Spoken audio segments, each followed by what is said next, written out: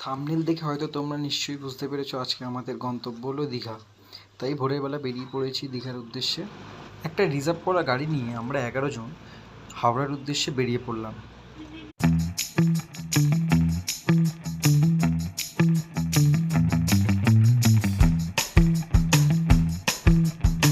দেখতে দেখতে আমরা পৌঁছে গেলাম হাওড়া স্টেশন।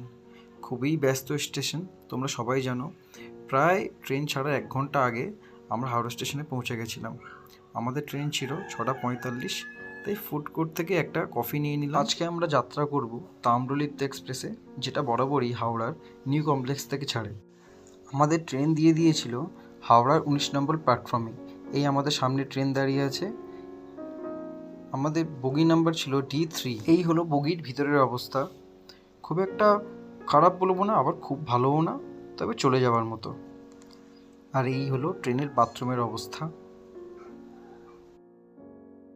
নির্দিষ্ট সময়ের থেকে আধ ঘন্টা লেটে আমাদের ট্রেন ছেড়ে দিল দীঘার উদ্দেশ্যে। এই তাম্রলিপ্ত সুপারফাস্ট এক্সপ্রেসের একটা ভালো দিক হলো 186 কিলোমিটারের জার্নি হলেও এই ট্রেনে প্যান্ট্রি কার আছে, এবং একটি খারাপ দিক হলো এই ট্রেনটি বড্ড লেট করে।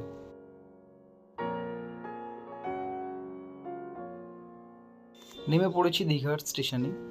আমাদের ট্রেন পৌঁছানোর কথা ছিল 10:05, কিন্তু আমরা পৌঁছেছিলাম প্রায় 11:15টার সময়। এই হলো দীঘার স্টেশনের বাইরের অবস্থাটা।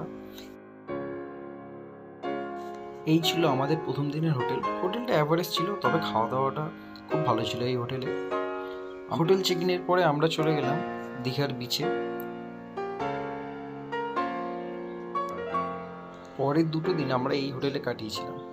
এই হোটেলটা এক কথায় খুব ভালো ছিল, মিড ক্যাটাগরি হোটেল ছিল। বিশেষ করে যারা বন্ধুরা মিলে গ্রুপে আসছো তাদের জন্য এটা পারফেক্ট।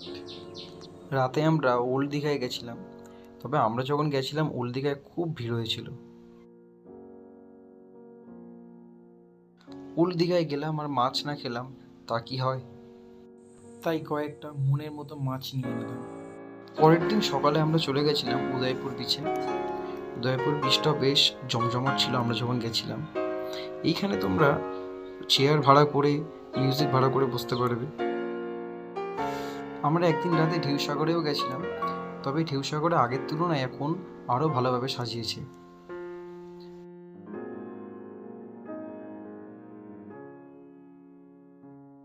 এই হলো নিউ দীঘার রাতের অবস্থা। নিউ দীঘার রাতে হোটেলগুলো বেশ সুন্দর লাগে দেখতে।